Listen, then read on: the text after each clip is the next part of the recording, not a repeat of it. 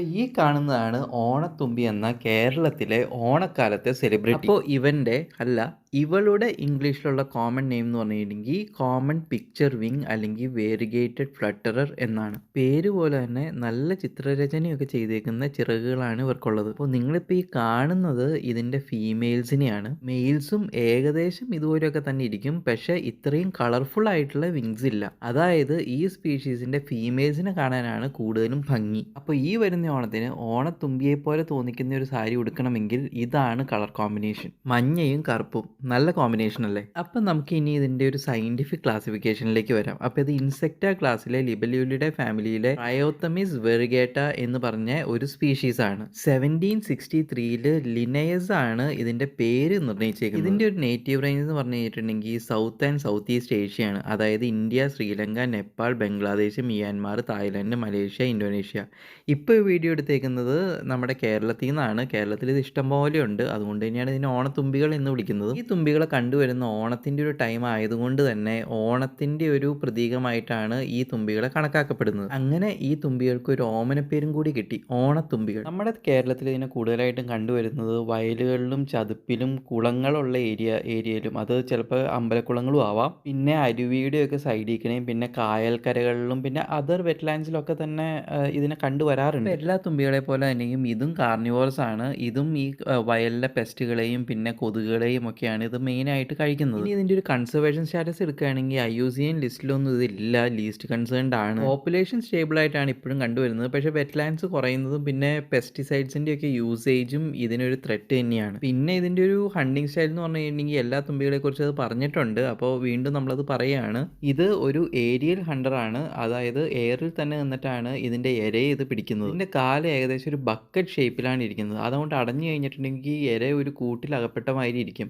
പെട്ടെന്നൊന്നും ഇവരുടെ കാലിൽ നിന്ന് പുറത്ത് പോകാൻ പറ്റത്തില്ല. ഈ മിഡ് എയറിൽ നിന്ന് ഇരയെ റാഞ്ചുന്നത് അത്ര എളുപ്പമുള്ള പരിപാടിയല്ല. അപ്പോൾ അതിനായിട്ട് ഇതിനെ ഹെൽപ്പ് ചെയ്യുന്നത് അപാര ഇതിൻ്റെ കാഴ്ചശക്തിയും ക്വിക്ക് മൂവ്മെൻറ്റ്സും എക്സ്ട്രീം ആക്യുറസിയുമാണ്.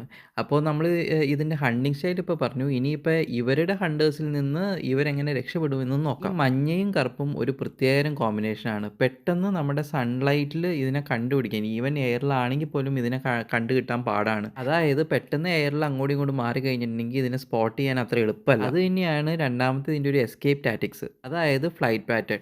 ഒരു പൂമ്പാറ്റ പോകുന്ന പോലെ ഭയങ്കര ഫ്ലട്ടറിങ് മോഷനാണ് ഇതിനുള്ളത്. ഭയങ്കര അൺപ്രഡിക്റ്റബിൾ ആണ്, ഏത് വഴി പോകുമെന്ന് പറയാൻ പറ്റത്തില്ല. മുകളിലേക്കായിരിക്കും, ചിലപ്പോൾ താഴേക്കായിരിക്കും, ചിലപ്പോൾ സൈഡിലേക്ക് മൂവ് ചെയ്യും. മറ്റ് തുമ്പികളെമാതിരി ഒരു സ്റ്റേഡി ആയിട്ടുള്ള വിങ് അല്ല, കുറച്ചും കൂടി ഒരു പേപ്പറിഷ് വിങ് ആണ് ഇതിനുള്ളത്. അപ്പോൾ ഇതിൻ്റെ ഒരു കാറ്റടിക്കുമ്പോൾ തന്നെ നിങ്ങൾക്ക് ഈ വീഡിയോയിൽ തന്നെ അത് കാണാം. ഈ കാറ്റത്ത് ഇങ്ങനെ ആടി ഉരഞ്ഞുകൊണ്ടിരിക്കും. പിന്നെ നല്ല വലിയ പുല്ലൊക്കെ ഉണ്ടെങ്കിൽ അതിൻ്റെ ഉള്ളിലൊക്കെ പോയാണ് പുള്ളി റെസ്റ്റ് ചെയ്യുന്നത്. അതൊരു ക്യാമഫ്ലേജിങ് എന്ന് പറയാൻ പറ്റത്തില്ല, എന്നാലും ഇതിനെ കണ്ടുപിടിക്കാൻ കുറച്ച് പാടാണ്. ഇനി ഇതിൻ്റെ ഒരു ലൈഫ് സൈക്കിൾ പറയുകയാണെങ്കിൽ എല്ലാ തുമ്പികളെ പോലെയും സെയിം ആണ്. Egg, larva, emergence, adult. ഈ തുമ്പികൾ മുട്ടയിടുന്നത് അക്വാറ്റിക് പ്ലാന്റ്സിലും പിന്നെ അതുപോലെ തന്നെ വെള്ളത്തിൻ്റെ മോൾ ഭാഗത്തൊക്കെയാണ്, വെള്ളത്തിൻ്റെ സർഫേസിലൊക്കെയാണ്. ഇതിൻ്റെ ലാവാസിനെ ആണെങ്കിൽ യൂഷ്വലി പറയുന്നത് നിംസ് എന്നോ നയാഡ്സ് എന്നോ ഒക്കെയാണ്. തുമ്പികളുടെ ലാർവാസ് അക്വാറ്റിക് ആയതുകൊണ്ടാണ് അങ്ങനെ പറയുന്നത്. പിന്നെ അത് കൂടാതെ അത് പ്രെഡേറ്ററിയുമാണ്, അതായത് തുമ്പികളെ പോലെ തന്നെ കാർണിവോറസ് ആണ് ലാവകളും. അപ്പോൾ മോസ്കിറ്റോസിൻ്റെ, അതായത് കൊതുകുകളുടെ ലാവാസിനൊക്കെയാണ് ഇത് പിടിക്കുന്നത്. അതായത് വെള്ളത്തിലാണെങ്കിലും വായുവിലാണെങ്കിലും രണ്ട് ഏരിയാസിലും ഇവർ കൊതുകുകളെ ഹണ്ട് ചെയ്യും. അതായത് കൊതുകുകളുടെ പോപ്പുലേഷൻ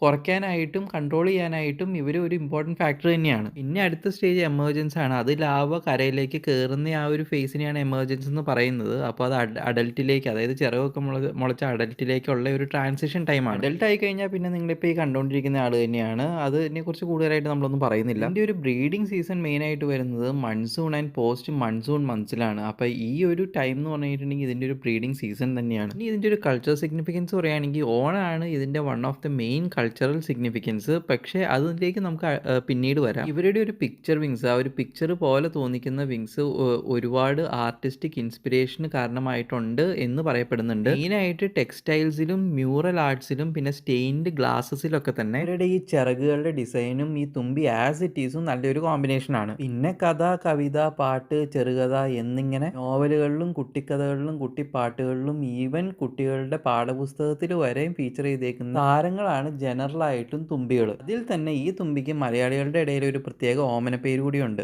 ഓണത്തുമ്പി. ഓണത്തിൻ്റെ ആ ഒരു സമയത്ത് കൂടുതലായിട്ടും കണ്ടുവരുന്നതുകൊണ്ടും അതുപോലെ തന്നെ പൂക്കളം ഇട്ടമാതിരിയുള്ള ആ ഒരു ഡിസൈൻ ഉള്ളതുകൊണ്ടുമാണ് ഇതിനെ ഓണത്തുമ്പികളാക്കിയതെന്നാണ് എൻ്റെ ഒരു വിശ്വാസം. മറ്റ് തുമ്പികളെക്കാളും പ്രത്യേക ഒരു രസമുണ്ട് ഇവരുടെ ഒരു പറക്കൽ കാണാൻ തന്നെയായിട്ട്. കാരണം കാറ്റിനോടനുബന്ധിച്ച് ഓളം തട്ടിയാണ് ഇവരിങ്ങനെ പറന്നു പോകുന്നത്. അത് പൊതുവേ നമുക്കൊരു ഡാൻസ് പോലെയൊക്കെ തോന്നും. തുമ്പിപ്പാട്ടും തുമ്പിത്തുള്ളലൊക്കെ ആയിട്ട് ഓണപ്പാട്ടുകളിലും ഓണകലാരംഗങ്ങളിലും ഇത് വളരെ സജീവമാണ്. പിന്നെ സിനിമാ പാട്ടുകളിൽ പോലും ഇദ്ദേഹം വരുന്നുണ്ട്. 1997 ഇറങ്ങിയ സൂപ്പർമാൻ എന്ന് പറഞ്ഞൊരു ജയറാമിൻ്റെ മൂവിയിലാണ് ഈ പാട്ടുള്ളത്. ജെ യേശുദാസ് പാടിയേക്കുന്ന ഓണത്തുമ്പി പാടൂ എന്ന് പറഞ്ഞിട്ടുള്ളൊരു സോങ് ആണത്. അത് വളരെ ഹിറ്റുമായിരുന്നു. ആ കാലത്ത് ഓണം ടൈമിൽ ഒരുപാട് യൂസ് ചെയ്തേക്കുന്ന ഒരു പാട്ട് കൂടിയാണത്. അപ്പോൾ ഇപ്പോൾ ഈ വീഡിയോയിൽ കാണുന്നതാണ് ഇവരുടെ ഒരു മെയിൽ എന്ന് പറഞ്ഞു കഴിഞ്ഞിട്ടുണ്ടെങ്കിൽ, നേരത്തെ കാണിച്ചത് ഫീമെയിലാണ്. അത് നല്ല കളർഫുൾ ആയിരുന്നു. മഞ്ഞയും പച്ചയും ആ ഒരു പ്രിന്റിംഗ് ഒക്കെ നല്ല അടിപൊളിയായിട്ടുണ്ട്. പക്ഷേ ഇവരുടെ അത്രയും ആ ഒരു പ്രിന്റിംഗ് ഇല്ല. കുറച്ചും കൂടി ഒരു ട്രാൻസ്പെറൻറ്റ് വിങ്സ് ആണ്, ചിറകുകളാണ് ഇവർക്കുള്ളത്. അതുകൊണ്ട് തന്നെ മറ്റതിൻ്റെ അത്രയും ഭംഗിയൊന്നും ഇല്ല. പക്ഷേ എന്നാലും അത്യാവശ്യം കുഴപ്പമില്ല. വേണമെങ്കിൽ ആണുങ്ങൾക്കും മുണ്ടിൻ്റെ കൂടെ ഇടാൻ പറ്റിയ ഷർട്ടിൻ്റെ ഒരു കളർ കോമ്പിനേഷൻ ആണിത്. അപ്പോൾ ഈ സ്പെഷ്യൽ ആയിട്ടുള്ള ഓണത്തുമ്പികളെ ഫീച്ചർ ചെയ്തേക്കുന്ന ഈ വീഡിയോയും ഇതിൻ്റെ അകത്ത് പറഞ്ഞേക്കുന്ന ഇൻഫർമേഷനൊക്കെ തന്നെ നിങ്ങൾക്ക് ഇഷ്ടപ്പെട്ടെന്ന് കരുതുന്നു. ഇഷ്ടപ്പെട്ടെങ്കിൽ നിങ്ങൾ ഡെഫിനറ്റ് ആയിട്ടും ലൈക്ക് ചെയ്യുക, ഷെയർ ചെയ്യുക, സബ്സ്ക്രൈബ് ചെയ്യുക, കമൻറ്റ് ചെയ്യുക.